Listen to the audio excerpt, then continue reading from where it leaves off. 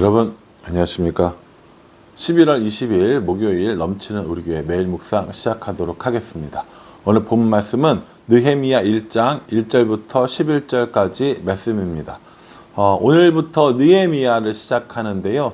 느헤미야를 묵상하며 이렇게 생각하시면 돼요. 아, 구약 성경은 다 끝났구나, 이렇게 생각하시면 됩니다. 느헤미야는 구약 성경의 마지막이고요. 말라기 하면 느헤미야와 함께 활동했던 구약 성경의 마지막 선지자, 이렇게 생각하시면 됩니다. 그러니까 이 느헤미야가 끝나면 구약 역사는 끝나네 라고 생각하시면 된다는 거예요. 그러니까 느헤미야는 어떤 시대 사람이냐? 느헤미야는 이스라엘 백성들이 포로로 끌려갔다가 3번에 걸쳐 돌아온다 그랬어요. 1차는 스룹바벨, 2차는 에스라, 3차가 이 느헤미야가 되는 겁니다. 느헤미야는 총독이에요. 총독. 그러니까 총독이라는 말 자체가 포로가 되어져 있는 식민지 그 지역에 왕을 대신해서 전권을 가지고 다스리는 것, 이게 총독이란 말이에요. 그러니까 느헤미야는 유다 사람이잖아요. 유다의 풍습도 다 알고 언어도 다 알고 하니까 페르시아 바사 제국의 관원이지만 그쪽으로 파견을 해서 바사 제국의 이익에 반하지 않을 만큼의 이 내용을 가지고 자치권을 주는 이런 사람이었다라고 보시면 될 것 같습니다. 그 느헤미야에 대해서 뭐라고 설명하냐면 1절에요. 하가랴의 아들 느헤미야의 말이라. 아닥사스다 왕 제20년 기스월에 내가 수산궁에 있는데, 이렇게 얘기했어요. 아닥사스다 왕 시대예요. 수산궁이라고 얘기했는데, 이 수산궁은 이 바사 제국이 워낙 넓다 보니까 여러 그 수도가 있었는데, 수도가 여러 군데가 있는 거죠. 겨울에 주로 왕이 머무는 곳이 이 수산궁이었다고 합니다. 수산궁에 이 왕의 관원으로 있는 거예요. 마지막 절 11절 마지막에 보면은 그때 내가 왕의 술관원이 되었느니라 라고 이야기했거든요. 그러니까 이 술관원이 뭐냐면 왕이 마시는 음료를 독이 있는지 없는지 이런 거 조사하고 관리하고 이런 거라는 거죠. 여러분 같으면은 그런 일들을 아무한테나 맡기겠어요? 믿을 만한 사람에게 맡기겠어요? 그렇죠. 믿을 만한 사람에게 맡길 거 아닙니까? 그 믿을 만한 사람이 누구였다는 거예요? 느헤미야였다라는 겁니다. 그래서 아닥사스다 왕 시대에 바사의 수도에서 거주하는 이스라엘 사람이었지만 포로로 끌려갔던 사람이지만 그 왕의 술 맡은 관원으로 신뢰를 받고 있던 느헤미야 이야기라는 겁니다. 이 느헤미야가 있는데 어느 날 그의 이 친척 중에 형제 중에 하나니라는 사람이 유다에 갔다 와서 유다의 형편을 이야기해 줍니다. 3절이요. 그들이 내게 이르되 사로잡힘을 면하고 남아있는 자들이 그 지방 거기에서 큰 환난을 당하고 능욕을 받으며 예루살렘 성은 허물어지고 성문들은 불탔다 하는지라, 이렇게 얘기합니다. 지금 뭐는 있어요? 성전은 있어요. 옛날 솔로몬 성전처럼 크고 화려한 것은 아니지만 성전은 있어요. 그런데 뭐가 없어요? 성이 없는 거예요. 성문들이 없는 겁니다. 그러니까 어떻게 되는 겁니까? 그냥 누구나 다 와서 뺏어가고 노략질해가고 이런 상태라는 것이죠. 여러분, 예전에 이 고대의 이 시대에는 우리가 먹을 것이 없으면 어떻게 해요? 남의 동네 가가지고 전쟁해서 곡식 뺏어오고 사람 뺏어오고 이게 일상이었단 말이에요. 근데 그렇게 하려면 뭐가 있어야 돼요? 성이 있어야 되고 성문이 있어야 되고 성벽이 있어야 되고 그래야 최소한의 안전장치가 되는 거 아닙니까? 근데 그게 있다는 거 없다는 거예요? 없다라는 겁니다. 자, 이제 이 정도에 있으면 눈치채셨을 거예요. 첫 번째 포로 귀환했던 스룹바벨은 성전을 만들었습니다. 스룹바벨 성전이죠. 에스라는 와서 백성들에게 종교적인 이런 개혁 운동을 벌였습니다. 세 번째 돌아왔던 느헤미야는 이제 성벽을 만들어서 예루살렘 성을 이렇게 건축하는 이런 일들을 하게 된다라는 것이죠. 그러니까 이 스룹바벨이 와서 성전을 건축하고 느헤미야가 와서 성벽을 건축함으로 이 공동체를 완성시켰다라고 보시면 되는 거예요. 이 하나니가 와가지고 우리 지금 이렇게 능욕받고 환난당하고 성이 허물어지고 성벽이 무너지고 이런 얘기를 쭉 한 거예요. 그러면 이 느헤미야가 어떻게 생각했냐면, 저 같으면 그래 그거 어쩔 수 없지 뭐 어떡할 거야. 여기서부터 거기까지 거리가 얼만데 내가 거기를 어떻게 가. 뭐 이런 생각할 것 같은데, 이 느헤미야는 그렇지 않고 하나님 앞에 엎드려서 금식하며 기도합니다. 여러분, 우리가 지난번에 수요 예배 때 기도에 대해서 공부했던 거 생각나세요? 기도의 손. 하나님 감사합니다.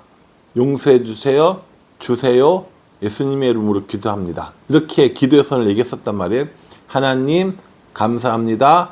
용서해 주세요. 주세요. 예수님의 이름으로 기도합니다. 이 기도의 내용을 한번 제가 이 느헤미야 기도에 한번 넣어볼게요. 5절에요. 이르되 하늘의 하나님 여호와 크고 두려우신 하나님이여, 주를 사랑하고 주의 계명을 지키는 자에게 언약을 지키시며 긍휼을 베푸시는 주여 간구하나이다. 이렇게 얘기하죠. 이게 뭡니까? 이게 찬양입니다. 느헤미야는 하나님을 뭐라고 고백하냐면, 하늘의 하나님, 크고 두려우신 하나님, 주를 사랑하고 주의 계명을 지킨 자에게 언약을 지키시고 긍휼을 베푸시는 하나님, 이렇게 노래 부르고 있는 거예요. 이렇게 찬양하고 있는 거예요. 하나님을 칭찬하고 있는 겁니다. 기도의 제일 첫 번째 우선은 찬양이라고 그랬잖아요. 그렇게 했어요. 이 느헤미야 기도에는 감사의 내용은 나오지 않습니다. 그런데 보세요. 하나님 감사합니다. 용서해 주세요 오잖아요. 4절에 보면요. 이제 종이 주의 종들인 이스라엘 자손을 위하여 주야로 기도하오니 우리 이스라엘 자손이 주께 범죄한 죄들을 자복하오니 주는 귀를 기울이시며 눈을 여시사 종의 기도를 들으시옵소서. 나와 내 아버지의 집이 범죄하여. 이렇게 얘기합니다. 뭐하죠? 자복한다고 얘기해요. 자복이 뭡니까? 스스로 엎드려서 자신들의 죄를 고백하는 거예요. 느헤미야는 바사 제국에서 태어난 사람이에요. 포로로 끌려온 사람이 아니라고요. 그렇기 때문에 느헤미야의 죄라고 볼 수 없지만, 나라의 잘못, 다른 사람의 잘못을 나의 잘못으로 알고 회개하며 기도하는 거, 이거 뭐라고 그랬어요? 동일시 기도라고 얘기했었죠. 그렇게 동일시 기도를 하면서 죄를 자복하는 거죠. 자백하고 있는 겁니다. 그리고 나서 11절에요.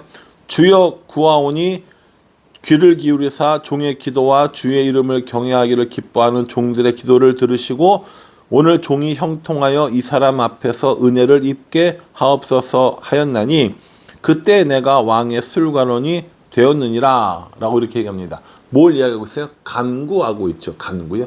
하나님 감사합니다. 용서해 주세요. 주세요. 예수님의 이름으로 기도합니다.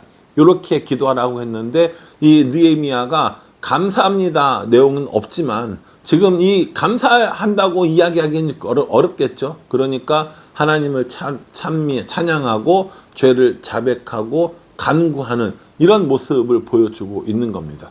뭘 간구했냐면, 오늘 보시면 이 사람 앞에서 은혜를 입게 하옵소서 이렇게 얘기합니다. 이 사람이 누구예요? 아닥사스다 왕이잖아요. 아닥사스다 왕 앞에서 은혜를 입게 해 주십시오 라고 얘기합니다. 그러니까 결국 이 아닥사스다 왕이 결정권자인 거예요. 느헤미야를 데리고 돌아가는 일도, 또 거기까지 가는데 이런 통행에 필요한 것들도, 또 거기서 재료를 구하는 모든 일들도 결국 뭐합니까? 이 아닥사스다 왕의 의지에 달려 있는 거라고요. 그러니까 이 아닥사스다 왕의 의지가 바뀔 이유가 있어요? 없어요? 없죠. 뭐 그런 것까지 신경 쓸 이 이유가 아무것도 없지 않습니까? 그러니까 이 느헤미야가 뭘 구하는 거예요? 하나님께 은혜를 구하는 겁니다. 이 사람 앞에서 은혜를 입게 해주십시오. 이 사람 앞에서 형통하게 해주십시오 라고 하는 것들을 볼 수 있어요. 그럼 이렇게 기도하면서 느헤미야는 아무것도 하지 않았느냐? 아니요. 이제 내일 본문부터 쭉 보십시오. 느헤미야가 기도하면서 뭘 준비했는지. 오늘 이 느헤미야는요, 이스라엘 소식을 듣고 하나님 앞에 엎드려서 기도하기 시작한 겁니다. 하나님, 하나님의 이름을 높이고 하나님 용서해달라고 자백하고 하나님께 간구하면서 이 아닥사스다 왕에게 은혜를 입어 내가 준비하려고 하는 일, 이스라엘을 위한 일들이 형통하게 해달라고 그렇게 고백하고 있는 거죠. 저는 이 느헤미야의 기도가 우리에게 참 많은 것들을 알려주고 있다고 생각합니다. 우리도 어떤 기도 제목을 가지고 하나님 앞에 기도할 때 이렇게 기도해야 된다는 것도 알려주고, 또 나라와 민족 혹은 다른 사람을 위해서 우리의 기도가 필요하다는 것도 알려주고, 또 하나님께서 은혜를 베풀어 주셔야 우리들의 삶이 형통하다는 것도 배울 수 있다고 생각합니다. 느헤미야는 이 성경에 나오는 모든 리더들 가운데 그 리더십이 가장 최고라고 불리는 사람입니다. 그러니 리더가 되고 싶거나 혹은 리더십을 배우고 싶은 사람이 있다면 이 느헤미야를 꼼꼼히 공부하고 묵상하면 상당한 인사이트를 얻을 수가 있습니다. 뿐만 아니라 구약 시대의 그 마지막이 혼란한 시대, 포로에서 돌아온 그 복잡한 시대를 잘 이끌었던 이 느헤미야를 통해서 우리 삶에 얽혀져 있는 복잡한 문제를 어떻게 풀어낼 것인가에 관한 것들도 한번 살펴볼 필요가 있다라는 것이죠. 저는 이 느헤미야서를 참 좋아합니다. 이 느헤미야서를 통해서 정말 많은 것들을 배우고 또 많은 인사이트를 제공받았기 때문에 저는 이 느헤미야를 참 좋아합니다.